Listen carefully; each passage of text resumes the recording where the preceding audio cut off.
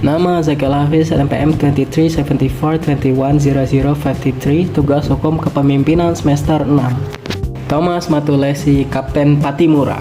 Siapakah Thomas Matulesi? Thomas Matulesi lebih dikenal dengan gelar Kapten Patimura di Indonesia sebagai pahlawan nasional dari Maluku yang memimpin perlawanan besar rakyat Maluku untuk melawan penjajah Belanda pada tahun 1817.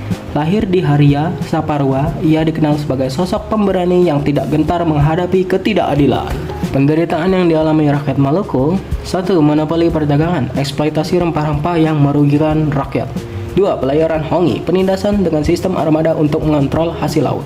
3. Kerja paksa, pemaksaan tenaga kerja tanpa upah yang layak. 4. Pajak berat, beban ekonomi yang menghancurkan kesejahteraan masyarakat lokal.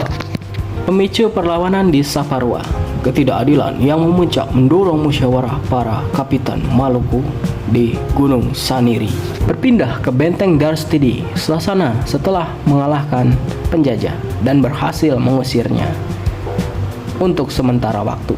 Pada 16 Mei 1817, pasukan Patimura berhasil merebut benteng Darstidi di Saparua.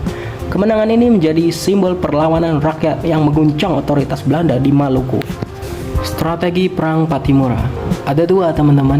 Yang pertama, perang gerilya, memanfaatkan pengetahuan hutan dan medan geografis untuk serangan mendadak terhadap pasukan Belanda. Nah, yang kedua, mobilisasi rakyat. Menggunakan mobilisasi, teman-teman, yaitu menyatukan pemimpin lokal dan rakyat dalam satu barisan perjuangan lintas agama dan desa. Kita berada di Indonesia. Dengan cara perang gerilya ini kan memanfaatkan medan geografis ya. Nah, kita kan warga lokal pastinya tahu dong, hutan segala macam, lokasi, kenal banget kita. Beda dengan penduduk luar ya teman-teman ya, dengan penjajah ya. Di akhir perjuangan, tekanan militer Belanda yang masif dan politik adu domba akhirnya melemahkan pasukan Patimura. Setelah tertangkap di Sirisori, Patimura menolak segala bentuk bujukan Belanda untuk bekerja sama, menjaga integritas perjuangannya hingga akhir. Ini kata yang diucapkan sebelum Patimura dieksekusi atau gugur dalam perang ya teman-teman. Patimura tua boleh dihancurkan, tetapi kelak Patimura muda akan bangkit. Kematian Patimura di umur 34. Usianya 34, masih muda teman-teman ya.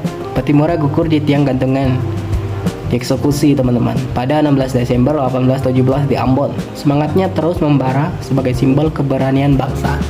Kesimpulan untuk Indonesia mendatang: kehormatan diri, kedaulatan bangsa, dan persatuan di atas segalanya.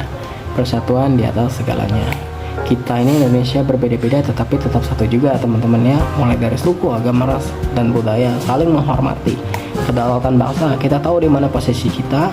Kehormatan diri, hak dan kewajiban itu harus kita jalani teman-teman sebagai warga negara yang tinggal di Indonesia, agar Indonesia semakin maju, tetap menjadi negara dan tidak terpecah belah.